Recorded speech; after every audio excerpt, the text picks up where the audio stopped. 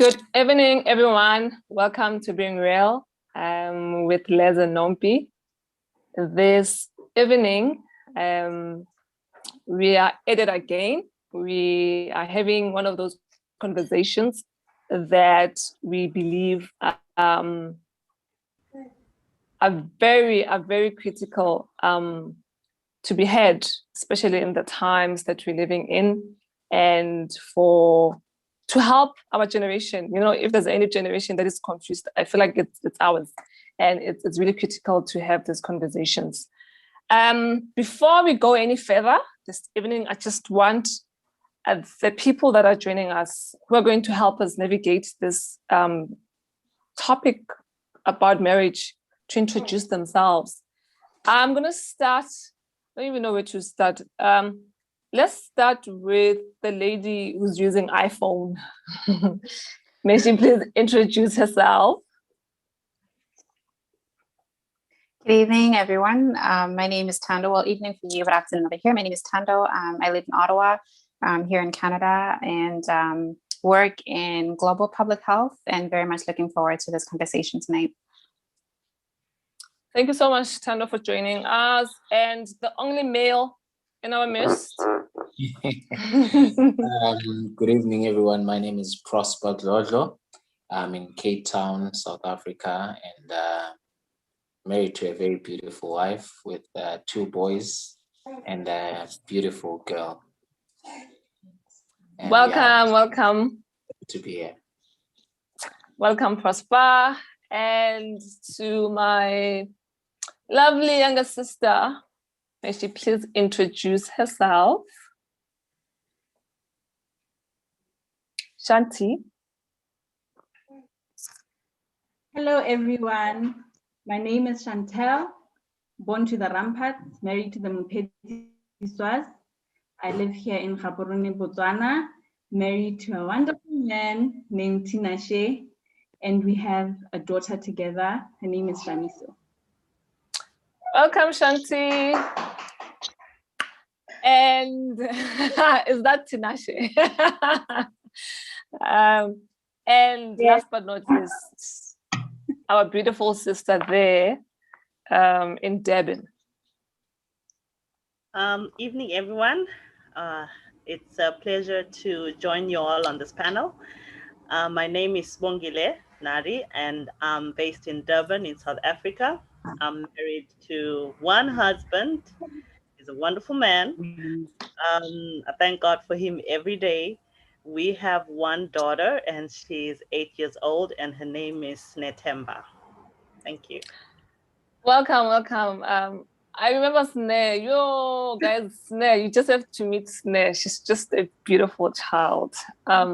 Anyway, thank you guys for coming through and accepting the invitation and to have this conversation. I'm looking forward to engaging in this conversation, to hearing your perspective about this whole thing. Like they've said, everyone is married here, guys. So let's just start this conversation. Are you all ready? Yeah. From your perspective, guys, or from your experience, how would you define marriage? I always say when we do these definitions, let's not go to the what's this dictionary definitions, but let it be from a personal perspective, your experience with marriage. Let's start with Prosper. From your personal experience, what is your perspective? Wow. Okay.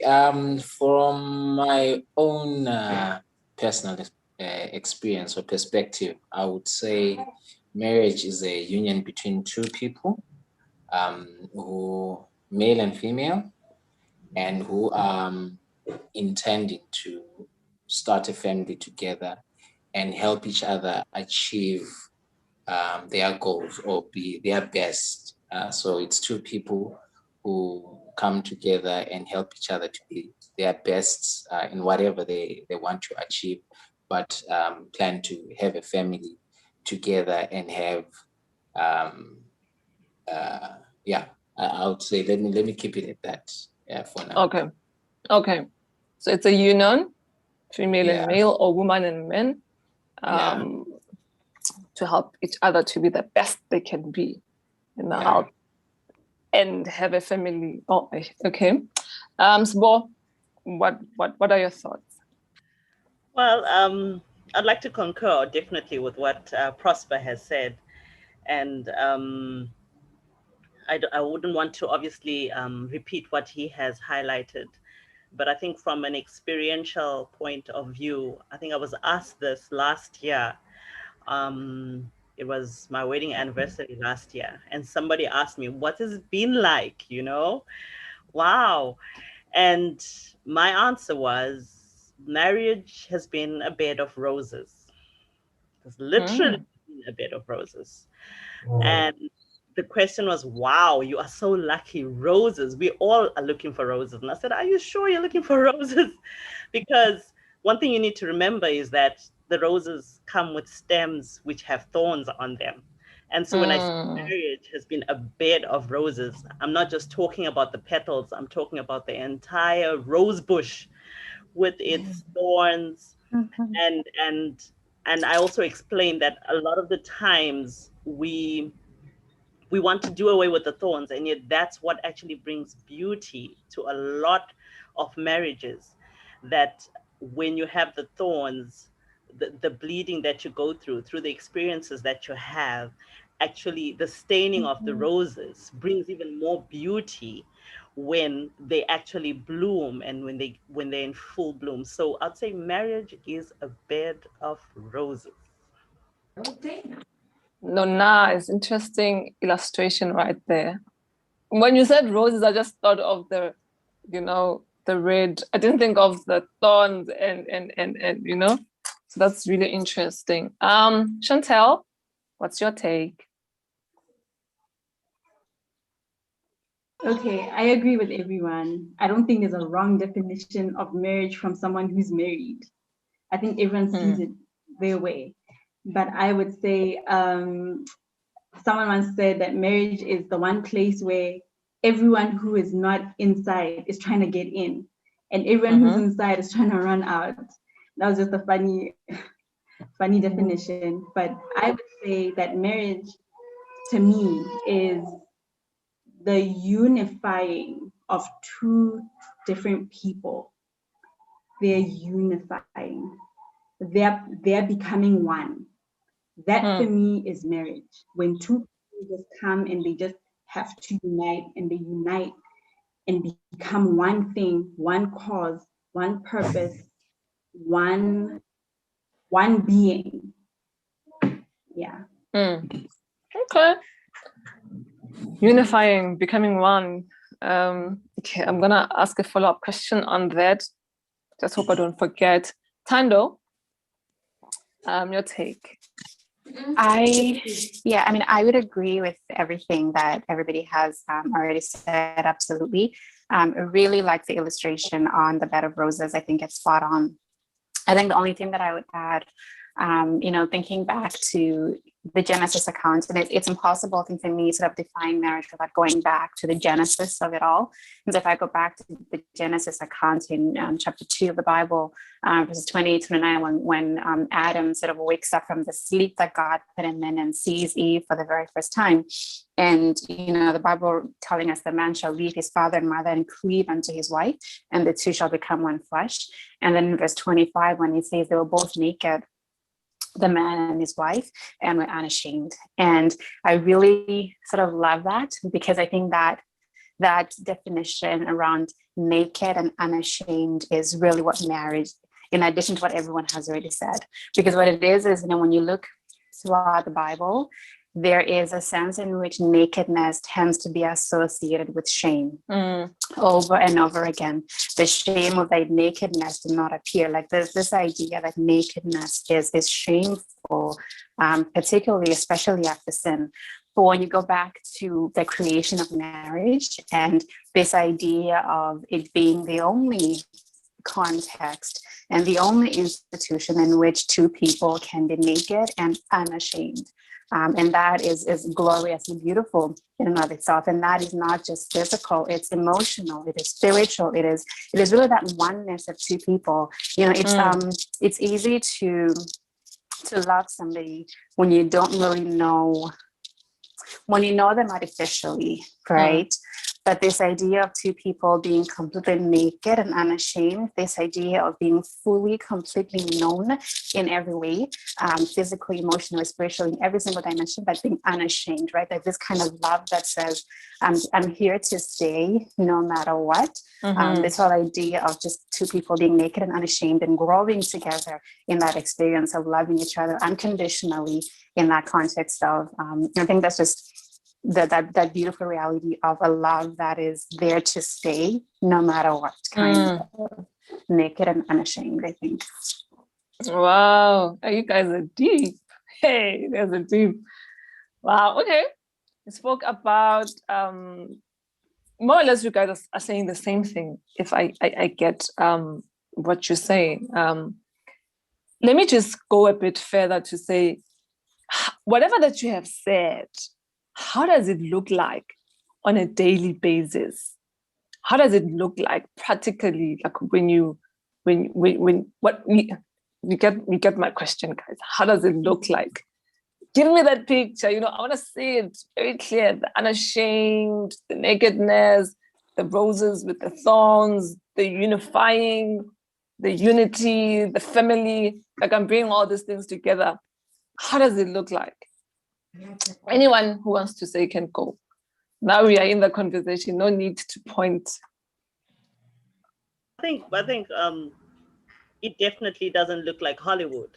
That I can put it out there. And a lot of the times, that's the perception and that's the idea that we have that of marriage.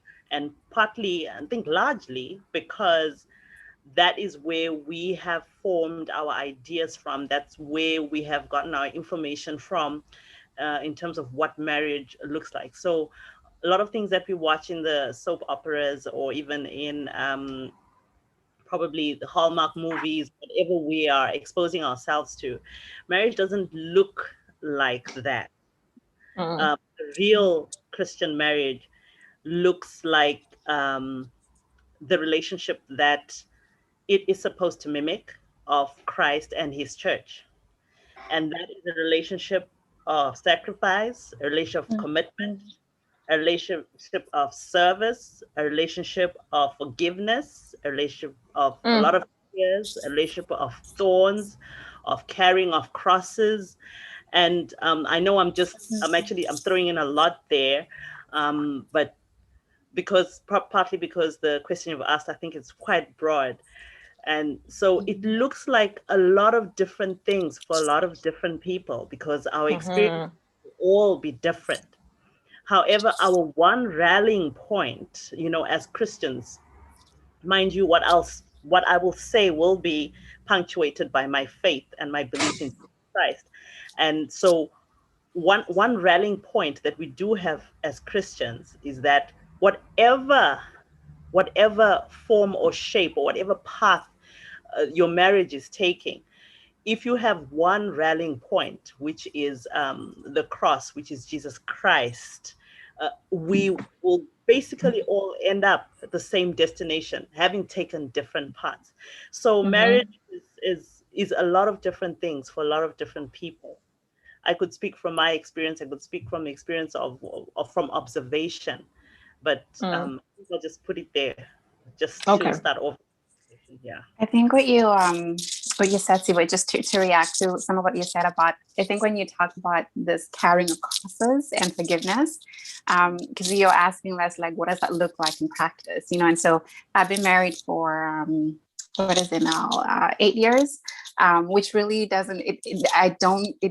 I'm surprised that it's only 8 years because in a way you're like, has it really been that long? Because it goes by so quickly. But I think there comes a point at which you realize, so to make it practical. So in reflecting on this now, I was thinking about this, like there is no one who has forgiven me more than my husband, like in terms of a human relationship. So what does it look like on a practical day-to-day basis? Is just to realize that, you know, you love each other, you're real human beings. And what that means is that sometimes your humanity and his humanity are you're going to do things that you may not necessarily set out to do, but just because we're a sinful human beings and we have weaknesses, those weaknesses, sometimes we're going to butt heads, and sometimes we're going to do things that hurt the other person, not intending to, but just because we have weaknesses that we all struggle with. And what marriage looks like on a day-to-day basis is being willing to forgive meaningfully. That says, now that I'm forgiving and I'm going to bring it up the next time we have an argument or whatever. But what it looks like is genuine day-to-day forgiveness. It's genuine learning to love a person with all of their weaknesses, with all of their quirks, and just for who and what they really are. And I think that forgiveness is especially powerful because it really, when rubber meets the road, that forgiveness is such a central part of what it means to live in love. It's such a core part of love, is learning to forgive and to say sorry. Because sometimes as the other half of it is, and I know for me, definitely, especially in the early days of my marriage, me being my stubborn self, learning to say sorry can be hard because, you know, you're like, you don't want to admit that you're wrong. You don't want to, but it's part of what a meaningful relationship is learning to love with the entire package, right? Not just those things that give you butterflies in your tummy, but the entire person with all of their weaknesses, and being able to say, I'm sorry, being able to say, I forgive you, being able to say, I love you. At the end of the day, being able to say, despite everything, you're still my best friend and still the love of my life, because that sharing of forgiveness in and of itself actually strengthens your relationship. Because when you look back and you're like, you know, at the end of the day, you're still here, you're still the person I love, despite everything we've been through. That just makes the love itself more beautiful. I hear. Hey, Prosper. Yebo. Well, how does it look like? Well, that's a very particular yet very broad question. I think I've been married now for 6 years, and I feel like I am more happier and more settled now than early in my early days of being married. And I would say, perhaps in answering, the reason why it was a bit tough during the early days of being married is that you come from I would say an infatuation phase first, where you love each other and you see each other, then you leave, somebody goes home, you go to your own place, and you only see each other.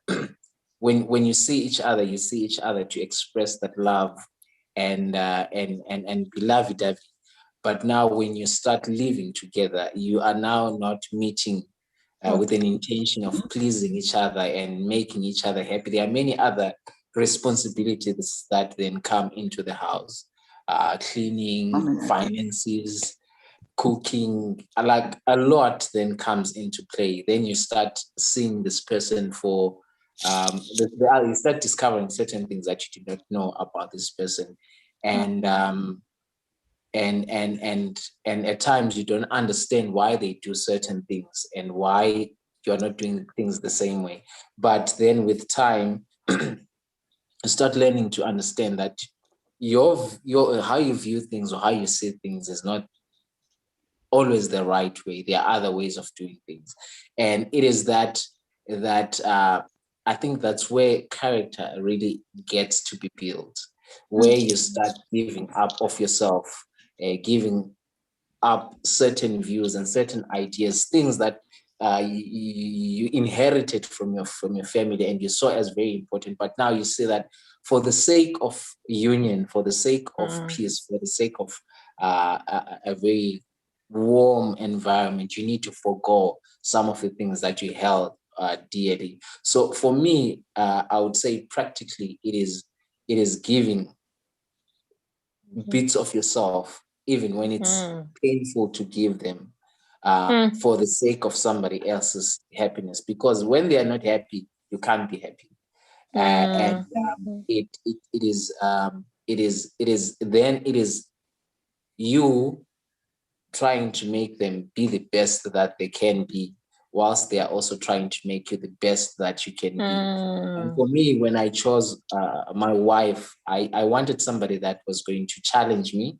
I didn't want somebody that was going to lose their identity in me. I didn't want us to have an enmeshed kind of relationship where we are always together everywhere, doing the same things and all that. But I wanted somebody that could support me in my dreams and somebody that I could support in a dream. So I needed somebody with a strong character. And there's not, for me, I get joy when I help my wife with something that really means a lot to her. It gives me a great joy to give up some of the things that I want, so that I can see my wife and my kids happy. So it's basically giving yourself every day, your time, your energies, even when you don't feel like it, but for the sake of the other, you do so. And I think for Tina, we have been privileged enough that we have had so many kind of challenges in our young marriage, but we have kind of been able to speak to each other and find each other, and that so many of our problems have not been between us, that we have got clashes between us, but are things that life throws at you. So I think so it's that, speaking to each other, understanding each other, giving up and giving in, and receiving. So I would say that to me is the day in and day out of marriage. You just give yourself. And it can't work if you don't give yourself of yourself. It can't work. Wow. I'd like to agree with him that if you don't give of yourself, and I mean totally selflessly give of yourself, and like you said, it's painful, and it because you're sacrificing time that you could have used for your own pleasure, to do what you want to do, that you could have been selfish with, and it's putting the other person first. And the wonderful thing that I found in marriage is that if I put him first, when I put him first, and he puts me first, no one is ever shortchanged, because I'm putting him first. And I want to be first in his life. I don't want to be first in my own life. I want to feel like I'm first in his life. So when he and I do that, both of us are happy. And so giving of yourself totally, like he highlighted so correctly and so right on point, that is one of the winning formulas in a marriage. Because we have the example of Christ. He gave himself totally. He didn't hold back. He gave everything of himself, and marriage requires us to do that. And I think the speaker who spoke earlier talked about the union of mental, physical, social, emotional, spiritual. It's everything that you're bringing to the table. And if there's any part of it that you have not brought to the table, if you keep anything back, your relationship will suffer.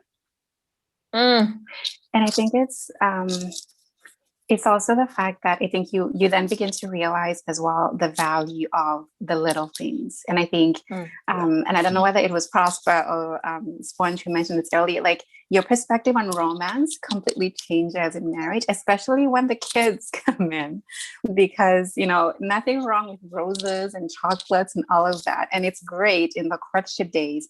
And I think when you marry, you realize the little things, those small sacrifices, that's what makes it so much more beautiful and so much more bearable. So it's little things like, I remember, so like the first few months of bringing our second son home. So we have 2 boys, and our second son wasn't sleeping at all. This is the, you always have the one baby who is a perfect sleeper, and then you've got the other baby who is just the complete opposite. And our second was that, never slept.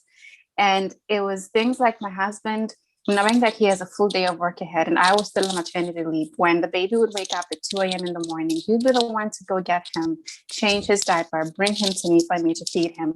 Those are little things, but it's those little sacrifices in the end that really add up to show character. And that is love in practice, right? It's the little things like getting up in the middle of the night to, let your wife rest and you go feed the baby, even though you have to get up at 6 to go to work. And it's hard. It's not easy to do because you have to get up in the morning and go to work. But it's those little sacrifices are what matter, right? And sometimes it is, maybe I wake up in the morning and it's one of the kids wakes up at 5 a.m. and you're just like, why are you awake at 5?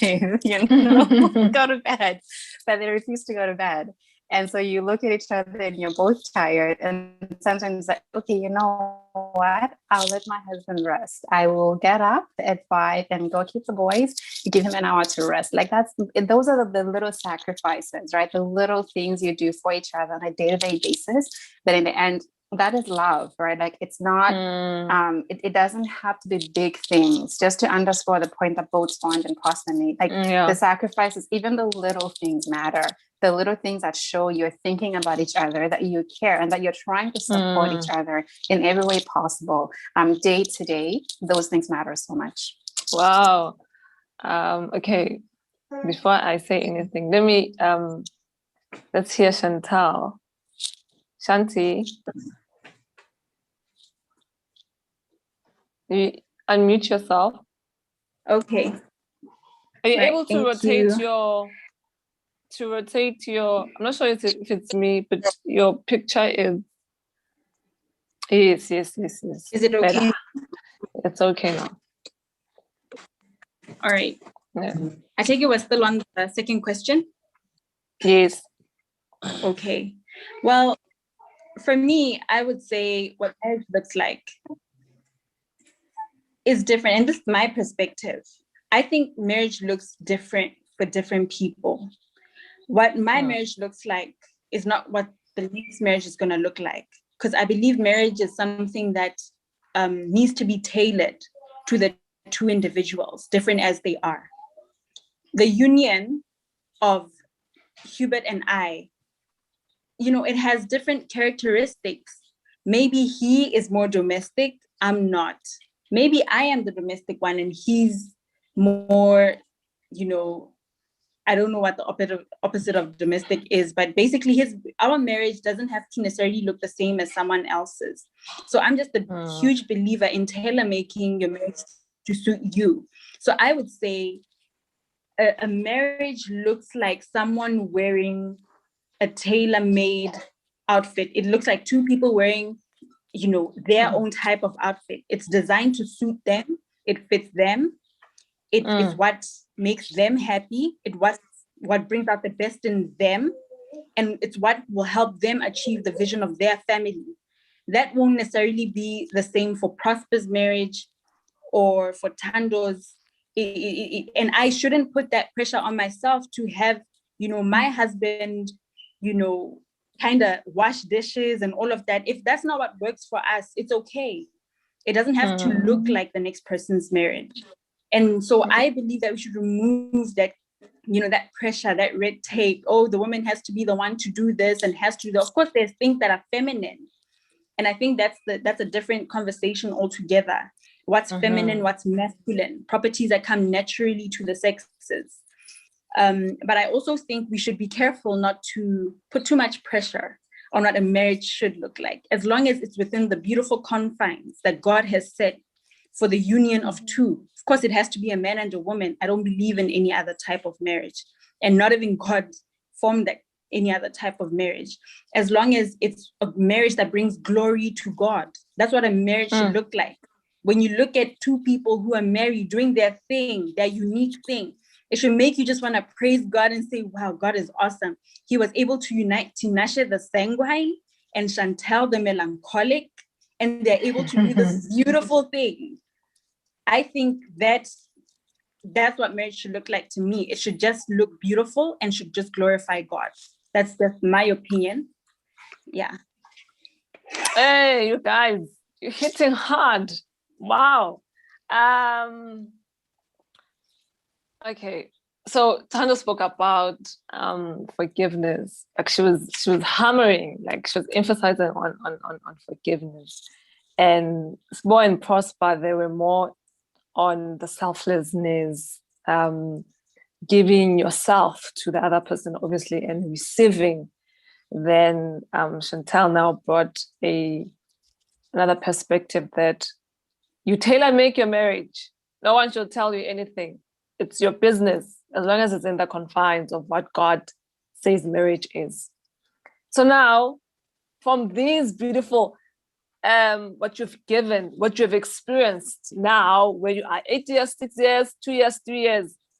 But before that, tell me, what were your expectations and where they met, if any? Yeah, let me leave it at that point. So let's get personal. What were your expectations and where they met? Anyone can go. Wow. Way to put someone on the spot there. Yeah, totally. A lot of romance, a lot of yeah, a lot of sex. I can be that role, but it was not. But also it was safety. For me, I've always wanted to, like, I wanted, from the age 22, I was thinking marriage. I was ready to marry at age 22. It is something that I've always wanted to have. I didn't grow up in an environment where my mother and my father were together. My father passed away when I was very young, at age 3. I didn't live with my mom. Sorry, Mama. I didn't live with my mom. I lived with my grandfather and my grandmother for just a short period of time. I spent most of my time in boarding school. And, so I think that kind of made me to want to start my own family so that I can love them. I can create that environment of a mother and a father and children. I would say that for me was, I think I have that. My expectation that, and I think it's more than I expected. Really, I think I did not know what it entailed. But the kind of love that I get from my children, the kind of love that I get from my wife. I was speaking to my wife the other day and say, I think a lot about me not being in their life, like, and it hurts me. When my son comes into our room in the morning and he sees me and my wife sleeping there, and the kind of the smile that he has, the joy, like that he can look to the left and see the mother and look to the right and see the father, and that it is beyond what I expected it to be. It's so fulfilling, and it kind of gives you a certain purpose and a certain drive that you need to protect this beautiful thing that is in front of you. So there are those unrealistic ideas that we have of marriage, that it's going to, me and my wife are just going to have fun all the time. Me and my wife used to have a lot of fun before we got married. We used to go out. Now we used to do a lot of things. We used to have money. Can I tell you something? And we thought when we had married with the 2 salaries, we were going to have a lot of money. There is no money. So those are some of the things that, you think that, they're going. But for me, one of the greatest desires was to have that kind of a safe place And that I think I have had. But all the other things about romance and having fun and traveling and doing so other stuff, I think we're still gonna do in the later years. For now, when the kids are older. when the kids are older. For now, truly, it's all about our children, and it's my prayer that we don't lose sight of each other. To an extent that when the kids are grown, we don't recognize each other. So it's in those small again sacrifices and giving of yourself, where even when it doesn't feel like it, and also understanding that it can't always be a romance and all those things. Sometimes what they say about men, that men are so demanding and all that. So it's also giving up and saying, okay, I see that does not make sense. It's just asking too much, and appreciating what the other partner is doing for your children. I mean, when I look at what my wife does for my kids, I can only but admire this woman. She's phenomenal. So it really keeps me happy and satisfied, and I'm happy that my kids can experience my love and my wife's love and can see us love each other. So that for me, I think that God gave me way beyond what I thought it would be. But as for other things, I know I was dreaming. But I think what you said at the end there about safety and your children sort of like experiencing your love for each other, and every parent knows, like, so our 5-year thing, when he wakes up in the morning, he's gonna run into our room and jump into the bed, like he'll just insert himself in the bed, and both boys will do that when they wake up. But I think what is so meaningful about that for them, and you are right, it's a sense of safety. There is something about not waking up and knowing that mommy and daddy are there together, and we almost spend, especially weekend mornings, you end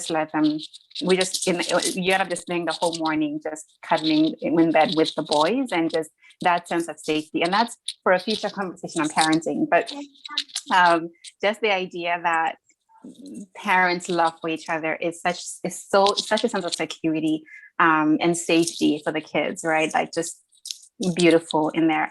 But I digress. But anyway, to your question, Les, about expectations, I think I'll answer it by saying the one thing I didn't expect, actually. So can I answer in your question and flip it around? Is that no problem. The one thing I didn't expect is just this sense of your love for each other actually grows deeper and deeper and deeper as the years go by. And like, I can't explain it beyond just, and I remember a wise mentor telling me this before we got married, and being like, the best marriages get sweeter with each passing year. And you've heard like the sort of like the descriptions of this honeymoon phase where you get married and then you're on top of the moon for a couple of years, and then they say after the first 2 years then things start getting sour. That's kind of like the picture that most of us sort of like end up hearing. But the reality, and I'm sure that resonates with everyone on this panel as well, is that when you're both so committed to each other and equally committed to your God, it actually gets better and better and better with each passing year. You actually love each other more, and it's not the kind of love. It's not just attraction. It's not just that young, that kind of infatuation you had in your early courtship days. This is I don't have words to describe it beyond just, this is the real deep kind of love that is like, we have been through sickness together. We have been through issues in having children. You've been through stuff together, and you come out on the other side and you're still standing together. And like that kind of love, it's just, no, so all to say, the love itself actually gets deeper and better as the years go by. That's one thing I didn't expect, that is absolutely beautiful, is you go through the years and you're like, it's unbelievable to me that I love you more than I did on my wedding day, right? You didn't think that you could get there. But I look at my husband and I'm like, how do I even, I just can't explain it beyond just, I love him so much more than I even did 10 years ago, 8 years ago, right? Like it actually gets sweeter with time. Yeah. Mm-hmm. Can go on, Spo. Okay. Wow. Expectations. I think as the previous speakers have highlighted as well, that a lot of our expectations are formed by our own personal experiences, probably in terms of how we grew up and what we saw growing up. I think Prosper spoke to that to a great extent. And I'd also like to agree with Tando, who says that the love grows deeper, and I'd never expected that as well. I'd heard it being said, but I didn't know what it meant. I had experienced it and I wouldn't know what to think, how it would play out. And I just like to thank God that I'm seeing it playing out, and it has played out, and it's something that is true. But then also now, back to your question on what expectations did I have? Was some of them met? Was I disappointed? Oh, was I disappointed?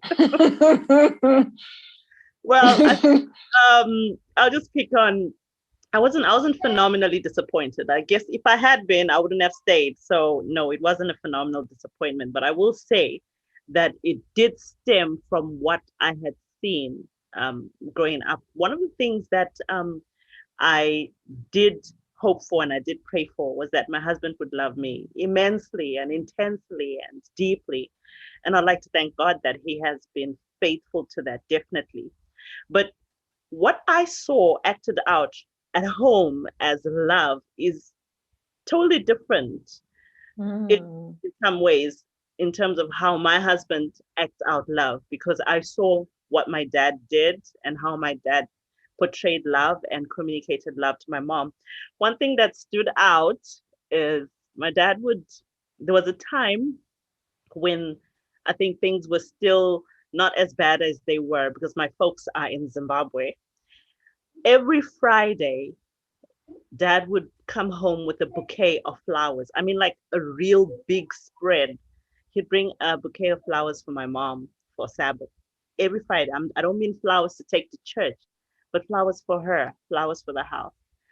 And I thought, wow, how romantic is that? And getting married, you're thinking you're waiting for a bouquet of flowers. Okay, probably not every Friday, maybe once a okay, maybe not once a fortnight. Okay, surprise me, but it won't be a surprise, because remember, I've got that expectation already.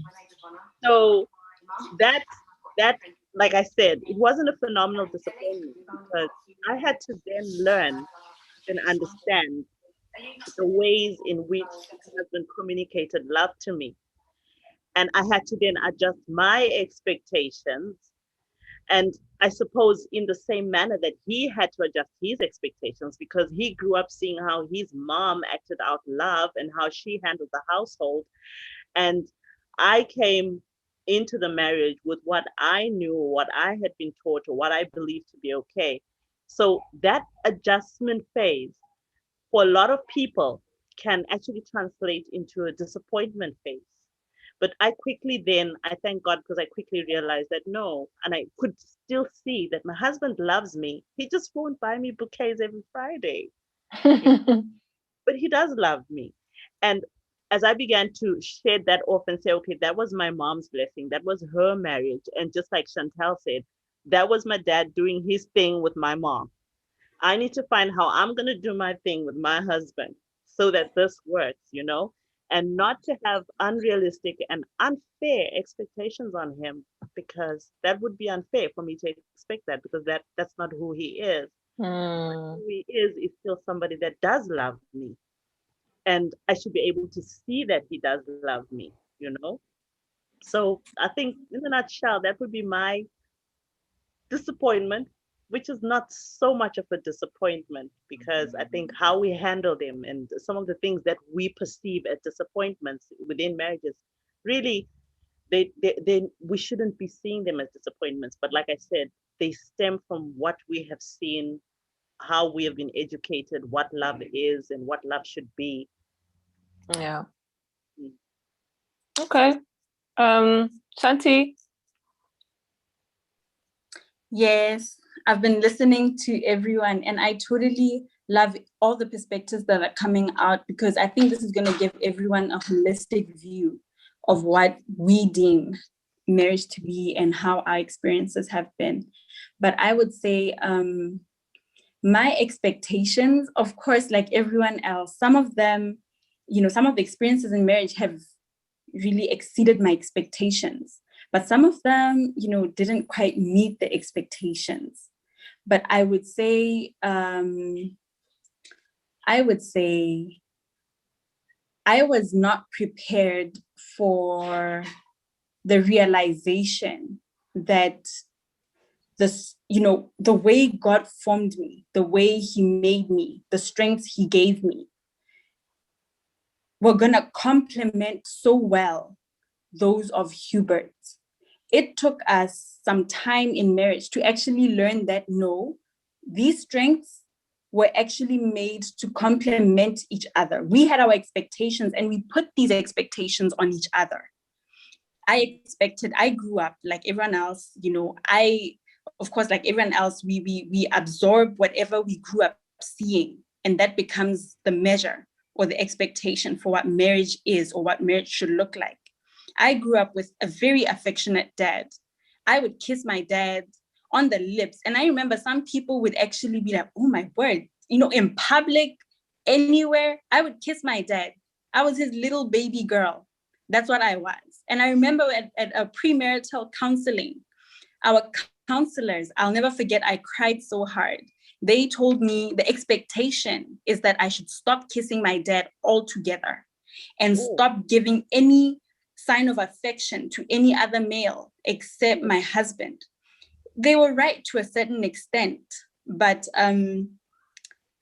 it's not like I'm not going to advise whether people should or should not do that. But I would say their expectation, I don't think it was fair, because that is your dad. That's the way you show each other love. It can move to the cheek, if anything, if it becomes weird. But I mean, when we got into marriage, Hubert was not as affectionate as what I thought a man should be, right? Hubert takes me from my father's home. My father was my protector. He was my provider. I was under his roof. I carried his name, and I'm expecting Hubert to be like my dad. And I think there's a bit of truth in the saying that women tend to look for their dads in a man, because I put them next to each other and I kind of saw the similarities and I said, thank you, God. I found safety. I felt safer being with him. But anyway, that aside, I really do believe that some of my expectations were not met. Obviously, some of them were really unrealistic. To think this guy would just know when to surprise me, how to surprise me. He would remember everything that I tell him, every single thing to the T. As women, we love communicating. And when we communicate, we expect someone to register everything. But the truth is, he picks up, let's go, some of the things, he might not remember. And I just expected him, and I'm like, oh no, you don't love me if you don't remember what I said on the 17th of August 2017. It's just so unrealistic. I expect him to know what's going on and how I'm feeling without even communicating with me. That was really unrealistic. I needed to learn to open up and communicate with him and write down things that I wanted him to remember and actually practically enable him to love me the way I expect or wish to be loved. Some of the things he would do, some of them he would not, but I'm happy that he would try. That was enough as time went on. Like I was saying earlier, one of the things that exceeded my expectation was just how the pruning, I don't know, what do you call that process where you take a branch from an apple tree, you put it together with a branch or a tree, like an orange tree. What is it called? Grafting, right. I was not prepared for the grafting process, for the uniting, how we would actually bring up our own fruit, right? It's a mixture of an apple and an orange. It has its sweetness, it has its benefits, right? But it it's something different. I didn't know that Hubert's strengths would actually complement my weaknesses. God hid my success in him.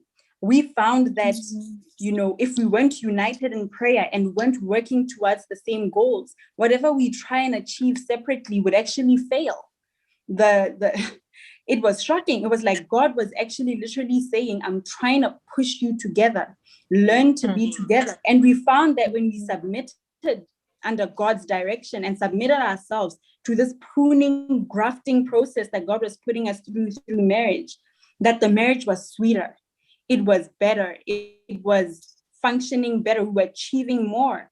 The strength of two better than the strength of one. I really do believe that everyone is in for a surprise. You know, the surprise that God has hidden in every marriage.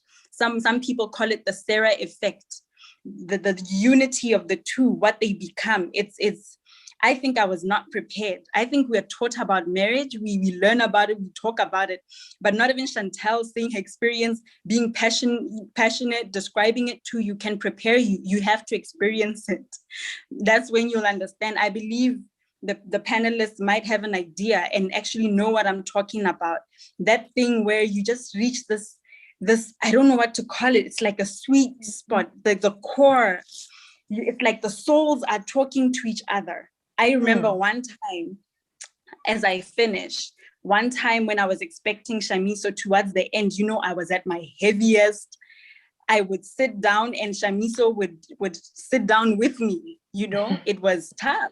It was tough. I felt scared. I was going through a lot. You know, those 9-month pregnancy hormones were raging and all.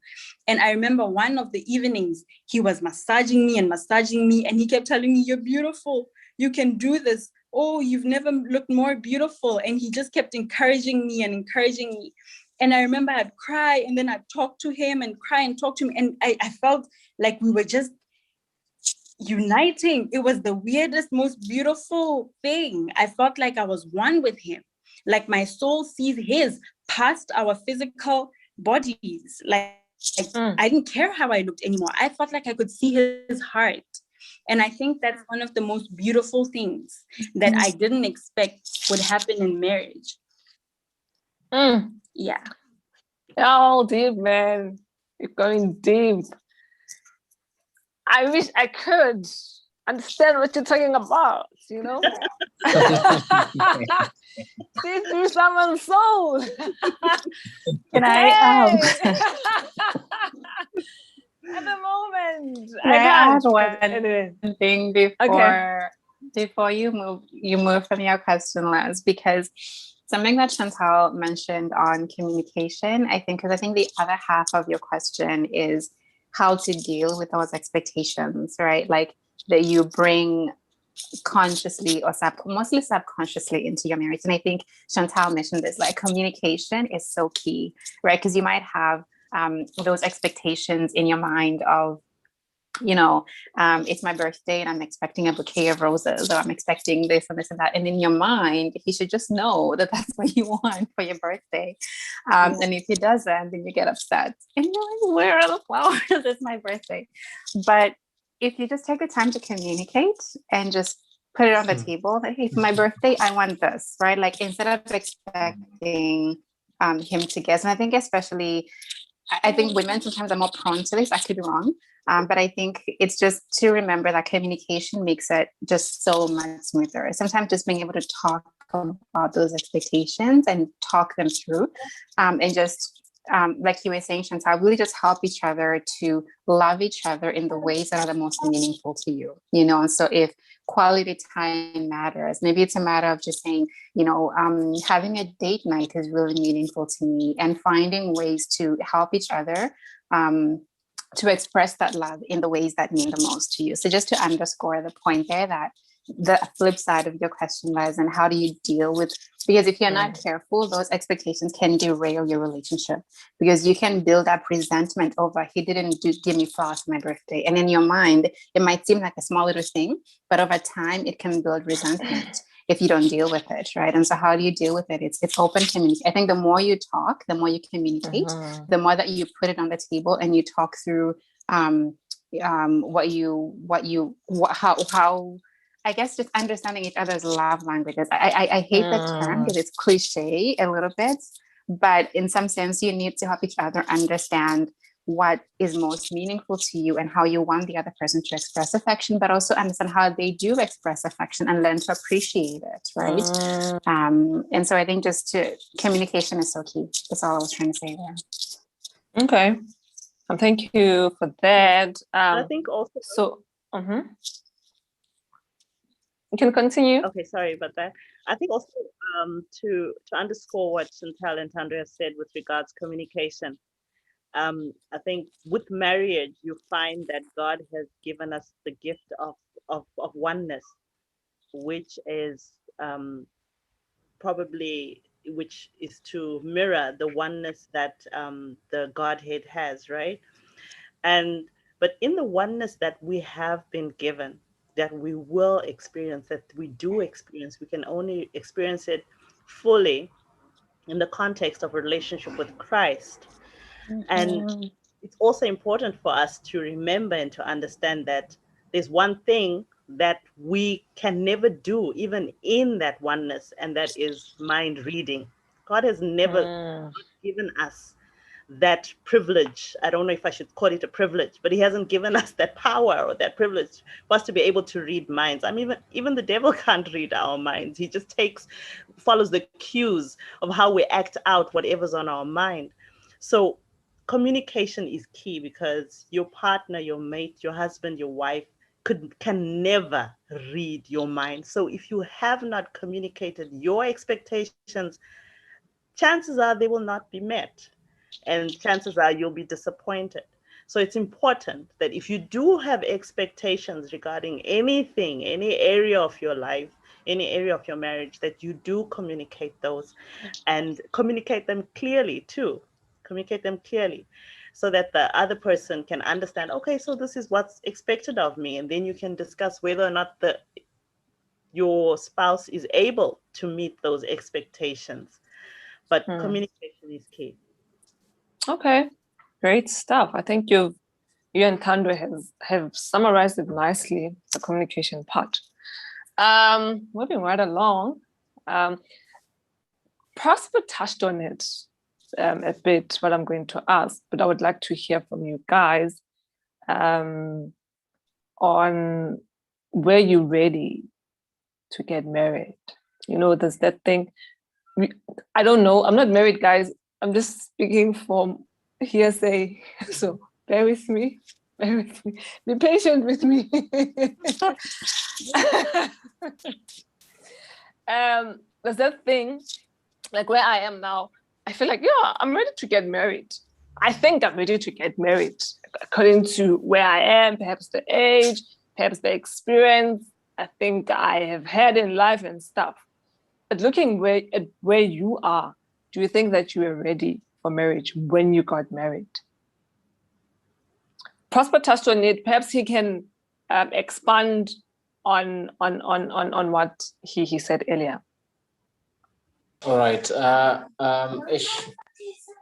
Ready. Let me say that I told myself that I'm ready, and I had read, I had gone through counseling, I had done all the things that you must do, prior to getting married, and I think I was ready. Perhaps yes, I was not ready. I was ready to face whatever comes my way, right? Or whatever comes our way as a couple. But I don't think you can ever be prepared fully for what comes. You can be ready for it if it comes, and it will come, but you are not, even some things that you're told prior counseling, when they come, some of the counseling flies out of the window. You only think about it after maybe the problem has passed, right? So one can read as much as they can, one can pray as much as they can, one can go to counseling and be told what marriage is and what they should expect and all those things. You can prepare as much as you possibly can. But the honest truth is that when it comes, when the living begins, when you are now faced with this person and everybody is gone, it's just now the two of you in the house, then it's a different ball game altogether. But I think I prepared myself that whatever comes, and I think that the what had happened in our courtship and how I felt that it was God's plan for us to be together, the providence and all those things, they make you sober in that whatever comes, it's God has allowed it to come, and it is to sharpen you. And if it breaks you, be broken, and then still go to God and be mended. So we did all the counseling that we could have done, and read all the books that we could have read, had all the conversations that we could have. But I think when you're inside, then everything that you read and you heard now gets tested. Were you truly committed to what you are committed? So I was committed to the person that I am with, and committed to make things work. I never thought of leaving. I never thought, I didn't plan to not have her in my life. So that's the kind of preparedness that I'm ready for whatever it takes. And I think I God gave me a wife that, I can look at her even if she has made me angry and say, but hey, I know at least she's too much times, but hey, I still like her. When I look at her, I can even say, I know, no, this problem is kind of a problem that I'm willing to deal with for the rest of my life. You understand? So I am happy with the wife that I chose, even when she's not pleasing me at the time. I am happy that I'm with her, even when she's not making me happy at the time. Because when I look back at what I was and what I am, I don't think that I'll be half the person that I am today if it wasn't for her. And I thank God for that. So I would say that you can do all. I think the question is, can you be really prepared that when things come, you would be able to handle them? You can pray as much as you can, but then when you now have this person and now you are married, husband and wife, it's a different life altogether. Courtship outside, now it's marriage. I think I was prepared as much as to say, come what may come, this is the person that I chose, and I'm happy with my choice, even when she's not making me happy at the time. Okay, so the issue is being prepared for the commitment. If I'm getting you right. Being committed to whatever comes your way, being committed to make things work. Okay. Chantal?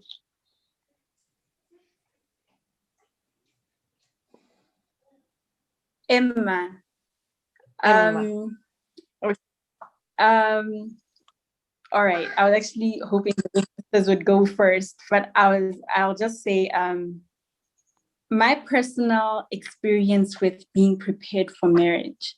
I got married shortly after I turned 22 years of age. And even people say to me sometimes that on my wedding day, I looked like almost like a child bride, like a child. Even the hairstyle I chose to do, I look cute. That's what people say. So, when it comes to age, I don't know. But I'd like to believe that in my mortal self, in my individual self, and this is my perspective again, I don't think I was prepared in and of myself, on my own, I'll somewhat agree with what Pastor says when he says, we don't know if you can be 100% ready for marriage. but what gives you the confidence, and I believe what should give others the confidence to get into marriages, knowing that they are well equipped, should be what I have learned to be the ability to be malleable under God's hand first. Because I think I know, but from my experience, and I'm just talking as a 4-year-old in marriage, I've learned that every time I have struggled or had conflict or issues in the marriage with Hubert, I feel like I would run to God about it. And God would always point me back to Him and point me back to the institution that He gave and the instruction that He gave me as a wife. I think we can talk about this differently. Men and women, they are prepared because of the role, the difference in the role and in what God instructs us to do in a marriage. We can't necessarily do the same. We can't answer this the same. But I will say, I believe that I was prepared to the extent that I was willing to follow God's instruction and to listen to what God said. I think if I would say myself and what should I think and feel, I don't know if I would have even made it to 4 years. They say celebrate every year. It doesn't matter how old you are in marriage. Every year is like a milestone. And I think as long as I believe as long as I submitted myself to God first before Hubert, because Hubert wouldn't always look pretty. He wouldn't always look good. He wouldn't always do the right thing. And really fall short as a human being. But I was okay with continuing, and I was committed, as Prosper said, because I made my vow to him, but I made it an institution that. So I think I was as prepared as I thought I could be, because I kind of understood or prepared myself mentally to know that, I would have to sort of do it God's way for it to work. I'd have to do it God's way. I know for women, we are afraid. I was afraid of getting married because of the notion of submission. Here in Africa, I don't know about in other places in the world. Submission is, I don't know what to call it. It's like the highest level of humility where you have to kneel before your husband and you have to do all these things. It can be seen as kind of abuse. Some people would call it abuse. But I was afraid of that. I thought, oh my word, I cease to exist. Maybe this is what it is. Submission, I have to cease to exist. I have to obey him and listen to him always. Cease to have my own thoughts and all of that. But I've come to learn, and someone said this, that and was kind of funny. They said, as a wife, expect to submit, and by submitting, he meant ducking, the act of bowing. And she was saying, submission is the act of ducking so that God can hit your husband sometimes when he's going in a different direction. But I'd say, I believe I was prepared to the extent that I was on God's side, or allowed myself to be malleable in God's hand. Okay. I hear you. Tando. I'm sitting here nodding and agreeing with what everyone has said. I think that what I would add, yes, ready to the extent that you're willing to submit yourself to God. I think that for me, yes, I think artificially I was ready. In terms of we talked earlier about what you expect and sort of like what you go into marriage with thinking and all of that. But I think what I wasn't ready for, and I'm sorry, Les, I always answer your questions in the opposite. But Okay. what I wasn't ready for, for me, I think was the challenges and the playing out of for better, for worse, and sickness and in health. And I think, you know, you make the vows on the day of your wedding, and you in your head, you're fully committed to them. But when rubber meets the road, and you start experiencing that sickness and that health and that good times and bad times, it's the commitment and the oneness with God that it takes to come through those times together stronger. Like I just don't think I don't think I was ready for that, you know. So I'll give you an example. Like, one of the most challenging times that we faced as a couple was when our first son was born. He's 5 now. When he was born, we went through a really, really, really difficult time with that pregnancy. I won't go into all the details right now. But at the end of that pregnancy, I was in the hospital basically every single day. We had complications with preeclampsia, pregnancy-induced hypertension. When he was born, he was not breathing. We almost lost him. He ended up just fighting for his life, literally, in intensive care for almost 3 months. And I'm not going to go into details because I don't want to get emotional. But I think what I'm trying to say is, you know, you get married and you have these dreams of happily ever after. And I think maybe part of it goes back to your question, Maz, about expectations, because I think happily ever after looks different for different people. And I think it's understanding that it may not be smooth sailing all the way. Every couple, don't care how young you are, how old you are, you will face challenges. And for us, that was our first real challenge of, like, you know, here is your newborn son, your first child, and to go through this experience of almost losing him twice, and him basically fighting for his life with this infection that took over his entire body. His organs were failing. It was a crucible of faith. But this is the times in marriage when you go back to the vows that you make, right? In sickness and in health, in good times and bad times, until death do us part. And this is what I mean about when rubber meets the road. And I think in our experience, you know, going through that together, it made us stronger, not just in our own faith individually, but also together in our marriage, you know, because getting to see, my husband was the stronger one of the two of us.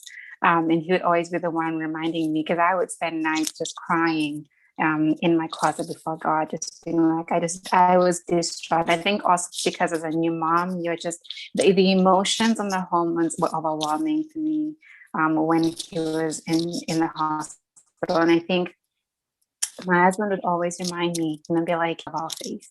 And my husband and I, you know, we've both been active in ministry in different capacities, and he would always remind me, you know, we preached messages about standing firm in God in the midst of trial and affliction. And he was like, this is when we get to live out the reality of those messages. And when we don't have the strength, we fall back on God, and we're like, God, you know, in our weakness, his strength is made perfect. These are the times when we lean on those promises and we ask God, when we reach the end of our human strength, God, be my strength. Because I can't stand, like, I'm weeping, I'm crying, I'm falling apart. Lean on God. And me seeing how he dealt with that really magnified my respect for him, my love for him. Like, he was a pillar of strength for our small family. And I'm just sharing that to say that I wasn't ready for those challenges, those real, the trials, the things that life throws your way, right? This is not something that's one person's fault or the other. It's just we live in a sinful world, and sometimes life just throws things at us for no reason whatsoever. And how you deal with those things together. Well, that's the meaning of in sickness and in health, for better, for worse, for richer, for poorer, until death do us part. And when you come out on the other side and you've lived through it, and I remember when we took our son home, and you know, after everything was over, when you've lived through the challenge together, you're stronger individually in your walk with God. You're stronger together. Your love is, we've just been through the darkest moment of our life on earth, and we're on the other side together, stronger. And it makes your love stronger. It makes your marriage stronger. It makes you understand and you know each other in ways you didn't know before that moment. And so I wasn't ready for the challenges, to summarize. But in the end, those are the things that actually make your relationship stronger as well, because there's something about going through those trying times together that really unites and strengthens a relationship the way that very few things can. Yeah. Well, No, no, I think Tando pulled the words right out of my mouth. So if I was to add any more comment, I'll just be repeating what Prosper, Chantel, and Tando have said, and it's really centers around the idea for me that the readiness for the commitment. Most of the time, yes, for a lot of us who will have committed time to pray about it, to meditate on it, and to make God the center of your decision, even to get married, you are definitely, probably, you get to a place where you are ready for the commitment. I know that when I got married, I was definitely ready. There is no doubt in my mind about that, because I went through a phase where I was like, I want to get married, and I didn't get married. I mean, dude, I mean, he was right there. He just didn't propose. And I was like, I want to get married. And then I found my peace with God and said, okay, Lord, I'm fine. I love him. He loves me. Yes, I love you, Lord. When the time is right, it will happen. I'm cool with it. I'm fine, whatever happens. And so by the time that he finally did say, you know what, let's do the thing, I was like, oh, okay, all right. I wasn't panicking anymore, because I had found my peace and my center in Christ. And so that's why I can confidently say that I was ready. Probably if we'd gotten married when I was still in that I want to get married phase, I wasn't ready yet. But when I had found my peace and my center in Christ, I believe that yes, I was ready. And even when the process began, I had a calmness that I wouldn't have had before. But as everybody else has alluded to, when the challenges start to roll in, when the rubber hits the road, it's a totally different ball game. Sometimes all the counseling and all the books that you have read really don't, they won't hold you up. And sometimes all that can hold you up is Jesus Christ and your faith in Christ. And you really find that it's Christ that's holding you up. And I found myself on occasion thinking and asking God, Lord, I know you said you'll never put more on me than I can bear. Are you sure I can bear this? Are you for real? And then next time I'll get back on my knees and say, Lord, why do you trust me so much? Why would you trust me with something like this? Because I'm in this marriage, we're supposed to work through this. I'm supposed to survive this. We're supposed to come up victorious. And it's those kinds of challenges that you do face in marriage. And oftentimes, as was mentioned earlier by Prosper, that a lot of the times it's probably not challenges that is between the two of you, but that the world throws at you, that because we live in a sinful world and sinful times, and sometimes it's evil men who are being used by the enemy that come into it's those kinds of challenges. And you ask yourself, but Lord, why? And then you need to remember at the beginning, I remember Tando mentioned when we're defining what marriage is, and she alluded to the fact that this is a God-designed institution. And from time immemorial, from the Garden of Eden, we have seen how the enemy has come to attack marriage. And he has brought challenges in. So every challenge that comes in is not designed for us to lose or designed for us to fail. Just as in the Garden of Eden, that temptation was not designed for them to fail. They could have overcome that temptation. And in like manner, we can also overcome the temptation to let go, to quit. But as Prosper said earlier on, he just looks at his wife and he says, fine, I'm not happy right now, but I love you, I love this person. And you step back and you say, okay, Lord, I love this person. And because you have trusted that God ordained your union, you can trust that God can sustain it as well. Even when you face those challenges, you face those disappointing moments, you have that momentary lapse of confusion or, oh Lord, what's going on? And trust that God will carry you through. Okay. And I think what you just said there, sorry, I was going to react really quickly to what Juan just said, because I think what you said there about God sustaining, I think that needs to be the point that underscores it. And I think all of us mentioned this in different ways, in that at the end of the day, marriage cannot be done without God. Like, and I'm speaking as a person of faith, but there's just no way to do it without the strength and the love of God. Because that example you gave, Prosper, of in this moment, I am not happy, but I love you, right? Like that kind of sacrificial love, that is God-like, that is agape love, that is godly, self-sacrificing love. And as human beings, we don't have the ability to love like that on our own. We're just naturally selfish. We're naturally impulsive. We're naturally me. We don't have the ability in ourselves to love another person that way. The kind of love that says, I'm willing to sacrifice. I'm willing to give of myself for the happiness of another person. We don't have it in ourselves to naturally do that. And that's why, we need God, something outside of ourselves, to help us to love in that kind of way. And I think just to underscore the fact there, marriage without God, I don't even know what that is and looks like. Like, it's just in my experience, I cannot imagine having to walk this journey without God, because it is God's love in my heart. It is my personal journey with God. It is my devotion time. It is me growing in Christ. And as I grow in Christ and my husband grows in Christ, we grow closer together, right? Like, and it's just without God's love in there, it's just impossible. I would venture to say impossible. In my experience, having God at the center of your life and your husband's or your partner's life, it's really just, I just don't know how to do agape, godly, self-sacrificing love without God. Wow. I heard you guys. So whether you're ready or not ready, at the center of it should be God, because he's the one who will sustain the marriage. That's what I'm getting from you guys. I'm looking at the time. Because we're dealing with married people here. They need to take care of the babies and stuff. So I think we should wrap up. I have a lot of questions in my mind. I don't know which one to ask and which one not to ask. But let me ask two questions.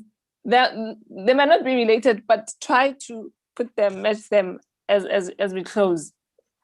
There's this notion that in the society, especially for us who are not married and stuff, that once you are married, like, you should feel like you've made it. It's an achievement and stuff. And I feel like it's a subtle message. It's not, sometimes it's even said, like, you're not married. Or if you're married, congratulations, now you are a woman. Yes, we're like saying that you are a woman, now you are a man. I'm asking myself, so we are not women because we're not married. Like, anyway, but what I'm trying to ask is, when I don't know if this had affected you, just want you to be real about it. Obviously, you guys have progressed in your marriages. When I say progressed, I mean, like, you have had an experience and your perspective has changed about how marriage should look like. Did you feel like I have made it, like I have won the lotto, type of a thing?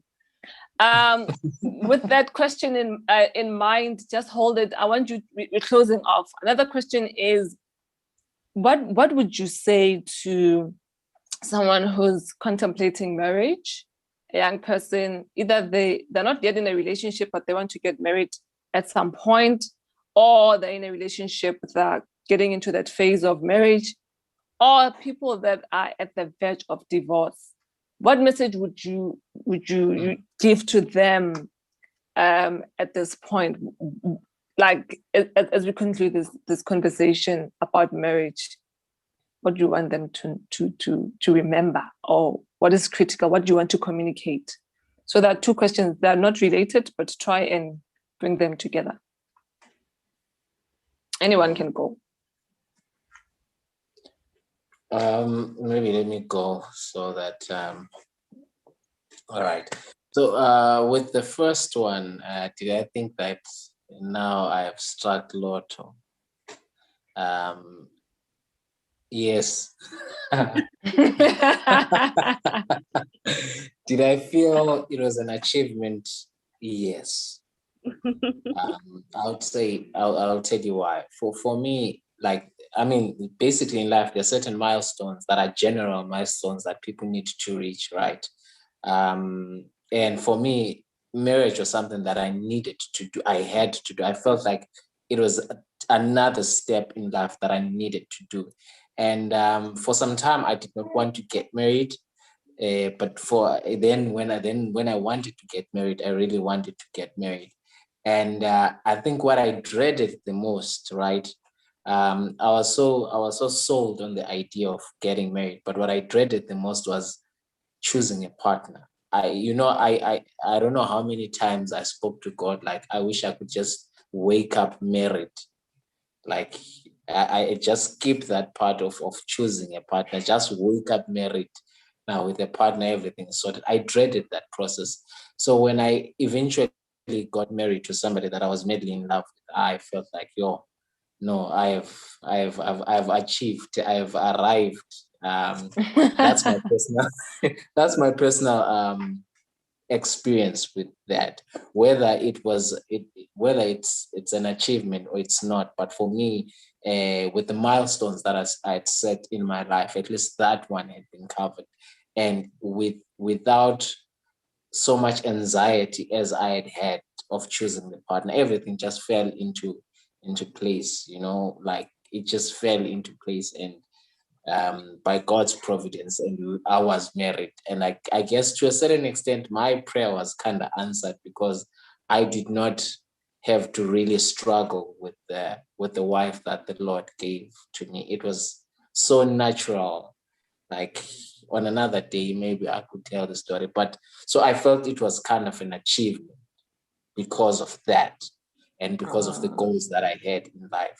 And whether we can then now look at other people who are not married, and look down upon them and think they are not men enough or women enough, that could be societal pressures that people are placing on each other.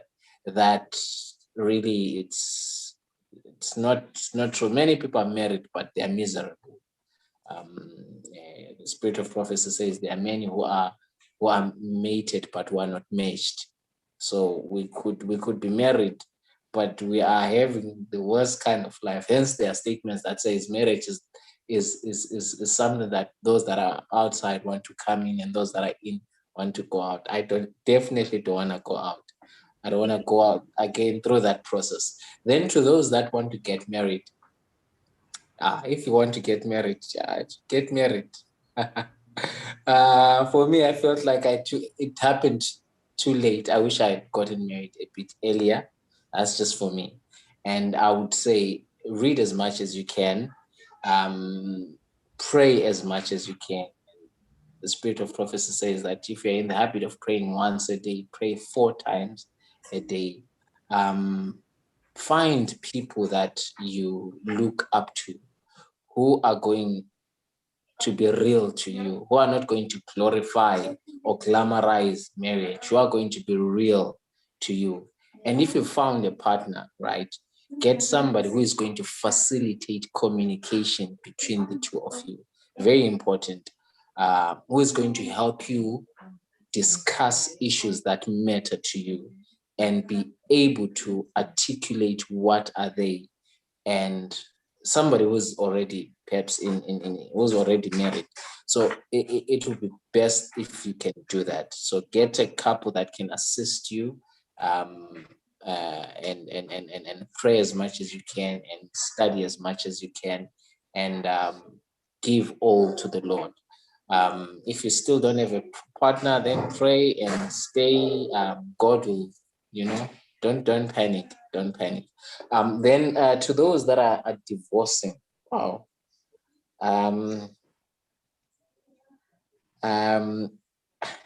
That's a very difficult one.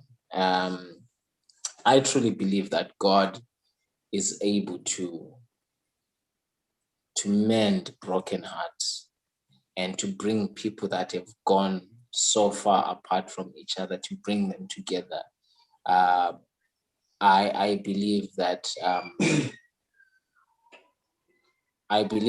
we could make things happen again, but some situations are so difficult that you can't even stay with the same partner. Staying with that partner means death. So I really don't know how to advise people that are about to divorce. But I would say to those that are having a lot of troubles at this point in time, be careful how you fight or how you handle your issues, right? Because sometimes it's not about the fight, because those are natural, they are bound to happen. But what gets imprinted and somebody remembers a lot, it's how you did it when you were not fine.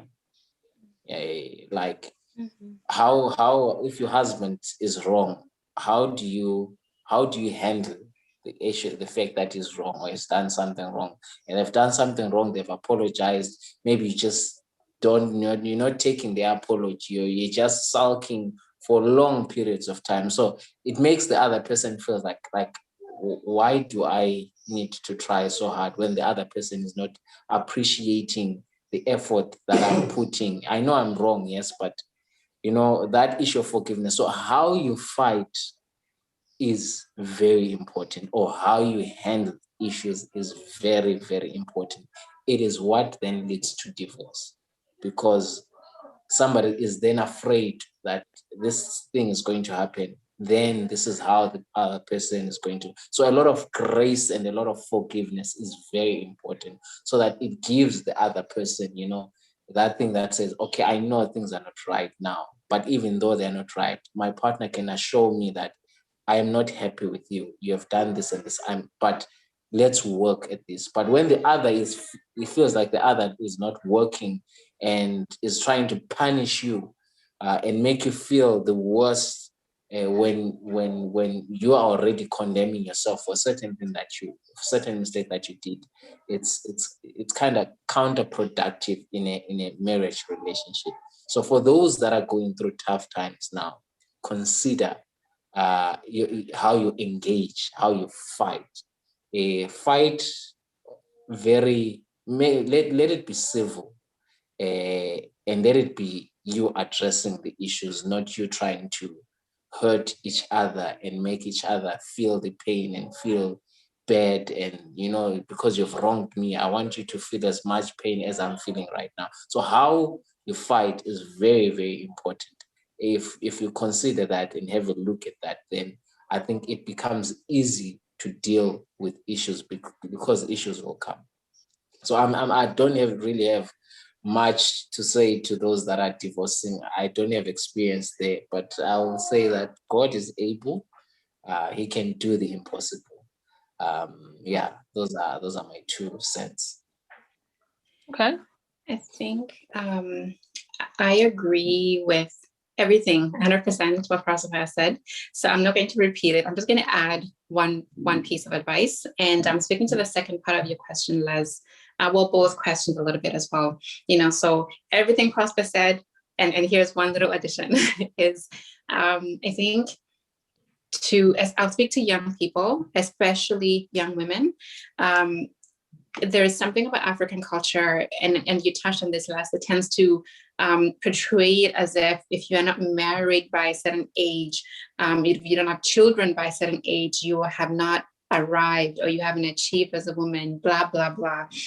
Like, I think sometimes maybe because of those cultural teachings or that societal expectation, as young women, there's a temptation to spend so much time either daydreaming about my wedding day, or when am I going to get married, or spending so much mental and emotional energy over, does he like me, he said this, does it mean he's gonna, and it's just like so much mental energy speculating about, does this guy like me, or and I guess what I'm saying is, marriage is great and it's beautiful, but it's not everything in life, and so let's not get into the temptation of wasting so much of our emotional, personal, mental energy on just, I don't have a better word beyond just wasting mental and emotional energy on this expectation of when am I going to get married. I think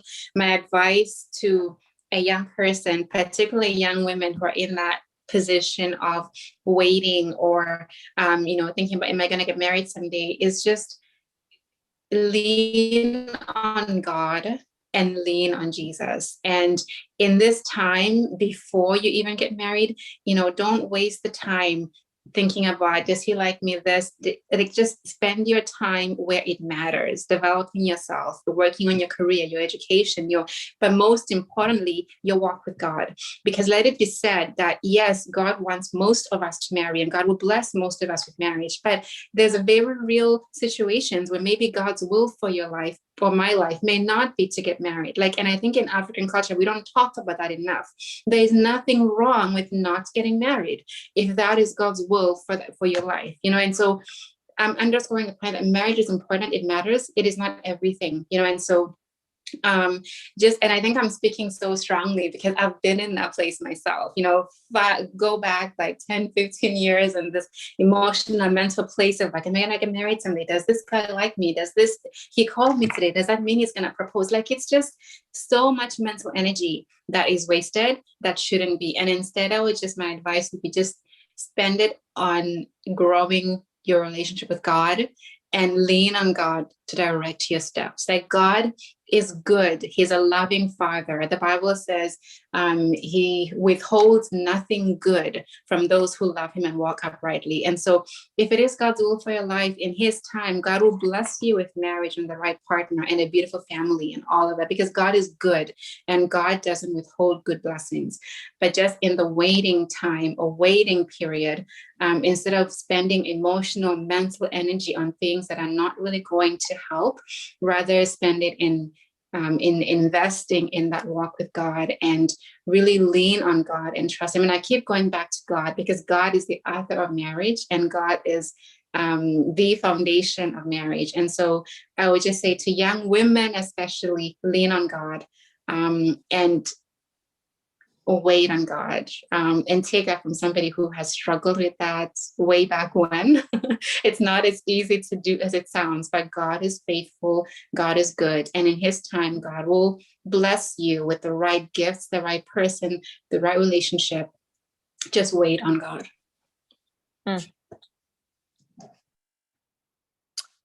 We have heard you, Tando. Well, or Chantal, anyone can go. Okay. I think this is like a snowball effect.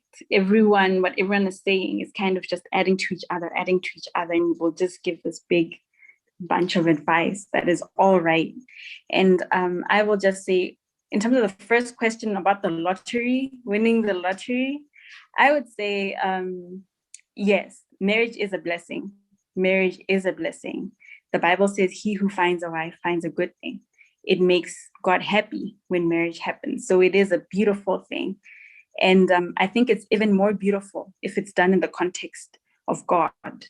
And I believe that marriage can really be a blessing, a huge blessing, especially if it is done by two people who fear God. I think that is probably one of the best recipes for a good marriage, is that the two should fear God, because in the fear of God, you know that the principles that abide to, or that God uses, or the principles that God gives us, both of you will use them. For instance, don't go to sleep on your anger, try and resolve issues quickly, forgiveness, keeping no record of wrong. Difficult as it is, you will be able to make a good marriage if you are both submissive to God and you both give your lives to God. And so yes, I believe that marriage is a good thing. It is a blessing. As for the advice to those who are looking forward to marriage, or who would like to one day enter into this institution of marriage, I would say number one is, from my experience again, have good structures of accountability in place. Don't think you know everything, right? Don't think you know everything. When you're dating this person, don't just rely on what you see. Get the advice from people who know him or her. Get advice from even people who are close to them. Get advice from people you parents, your guardians. And I mean, if this is serious, right? Get advice, because they will help you. They know you. Those people know you and your strengths and your weaknesses. They know what type of person you are, and they can give good judgment as to whether this is a good union or it's not. I'll never forget. There was a time when I was in a relationship, and my dad actually said to me, my mom told him, "Oh, Shanti's in this courtship with this young man." And my dad actually said to me, he didn't hide. He said to me, "My daughter, I don't think this is going to work." And he gave reasons why. And we prayed together, and he gave me the counsel. He didn't tell me what to do, but he did just give his advice. And I think I made a good decision based off of that. So I'd say put good accountability structures. And I think this applies even after marriage. You should have people like family and people who helped you get married. I love the African culture because it encourages the uncles to go and seek the wife. And what that does is it gives you accountability after you're married, because those people who got you married, who asked for from your families to meet and to get you guys married, those people are the same people who, I believe, when things are tough and you want to leave the marriage, if I may say, those are the people who can have the right to ask you, "Chantel, you want to leave your marriage? Why? Why would you want to leave your marriage? You told us you love this man." And they can advise and have a say and possibly even help you mend something that is broken. So I would say good accountability really goes a long way. Godly accountability as well. I think I'd also say that you need to learn to be humble. You have to be humble because you don't know everything.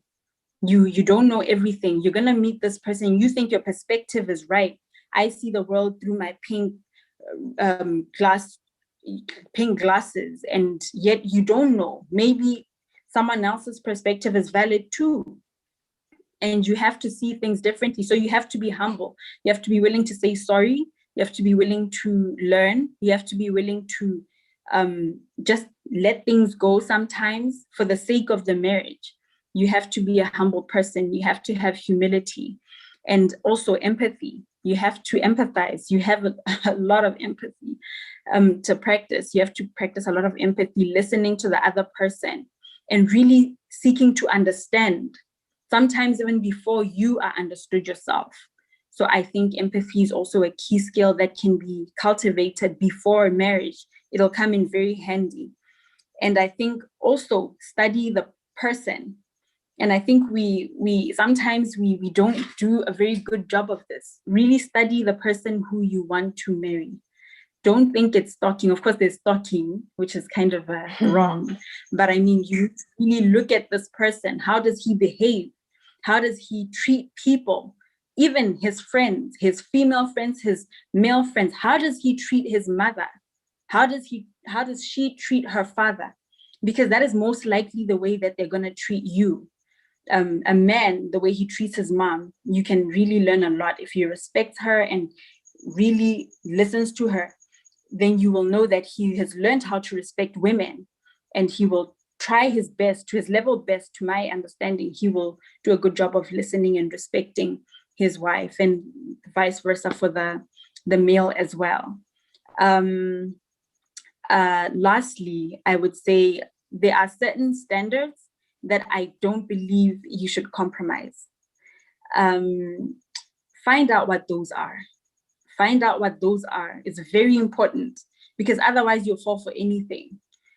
We are all believers in the church, but we don't all believe in the same thing. So we have even unbelievers within the flock. Some people believe differently. They understand the Bible differently. Though we worship together, they understand life differently. So you have to really make sure you know what this person believes in, and make sure you are equally yoked, though you are of the same faith. You have to really study them and know, because otherwise you'll be left having to deal with an unbeliever so to speak. So I really believe that you should be very careful about who you want to merge your life with, because that person is going to set a lot of pace or set a lot of things for your life. Your life is really going to be influenced by the person that you choose. And that also falls into the point of having God say. God should be center to your relationship. Hear what God has to say. I know it sounds funny, but for me, when I was looking for a spouse, I remember there are relationships where God said no. Literally, he said no. And it's through his word. God has a relationship with each and every one of us. You know, Les and Sibongile, how God talks to you, right? So you have to listen to what God says to you. I believe God said yes to Hubert. I have no doubt. He said yes twice over because I doubted. And I think that's one of the things that keeps me going in marriage. And that's to know that God has ordained this. God said I should be here. And God said, this is the one. So it gives me the strength to deal with him and to tolerate and to submit sometimes and to deal with all the hardships that can come from marriage. And it also gives me that ability to know that this marriage is blessed. What we need to really go by what God says for it to really be a fruitful marriage, for it to glorify God, because he has ordained it. And that is just my 2 cents. Mouthful. So as we wrap up. Wow, I think a lot has been said and a lot of counsel has been given. And I think I won't say much because, like I said, I don't want to labor you by repeating what has been said. But when it comes to marriage, there's need to proceed with caution and especially in the fear of the Lord, because marriage is holy and it has to be treated as such. And I suppose that's why there is so much talk around it. There's so many questions around it, so much curiosity around it, because marriage is holy, and every holy thing has always come under attack from the enemy. So I think it's important, even as a young woman or young man, as you face the pressures of when are you getting married? Why aren't you married? I think sometimes when people ask those questions or they say those things, I'm hoping that behind it, it's with good intention. And yet, of course, having been someone on the receiving end of those questions as well before in my life, and I know what that feels like, and I know how unpleasant and how uncomfortable it may feel, and it does feel. But I just want to encourage you to just err on the side of caution. Don't ever feel pressured to get married. As Tando said it, marriage is a wonderful thing. Like I said, it's holy, it's God ordained, but not everybody is going to get married. And as she said, it's a conversation. Those are conversations that we do not have in our circles, in our communities, in our churches. And yet those are realities. Just looking at statistics themselves, how many men, the ratio of men to women, how many men are incarcerated in prisons. You're looking at so many other things, forces. I mean, you don't even want to talk about it, but the issue of even same-sex marriages, gays and lesbians, that brings in a whole other dimension, the issue of marriage, especially for a young woman or a young man that wants to get married, that wants to do things the right way. Brings in a whole dynamic altogether. But in your journey, as has been highlighted earlier by everybody that has spoken, make Christ your center. And as he leads you, decide to follow him diligently, whether he'll lead you into marriage or he'll lead you into a life of singlehood. whichever path he opens for you, if you follow him diligently, you'll be fine. You'll make it. And try and block your ears to the voice of ungodly counsel or ungodly pressures. Because there's pressure that comes from people who have your best interest at heart, and there's pressure that comes from people who don't necessarily care, but are probably, well, you know what I mean. So stay in the Lord.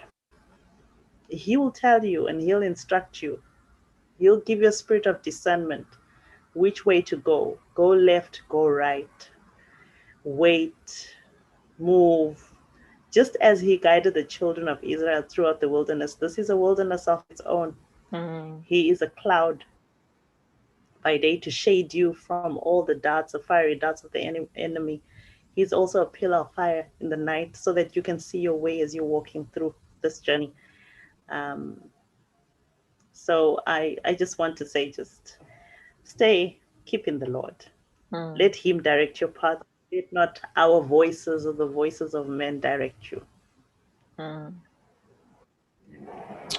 right. Thank you so much, guys. For me personally, this has been a very insightful conversation. I've learned a lot. I'm gonna go back, rewatch the conversation, reflect, and just see what to use from what we have, you guys have shared. We've run out of time. I think it's been 2 hours now. I just want to thank everyone who took time out to come and spend this moment with us, or this time with us, listen to this conversation. I hope as well it has been very insightful to you guys. If you have not liked, subscribed, followed us, please do so. YouTube, Instagram, and Facebook. Let's meet next week, same time, same place, different panel. Have a good night.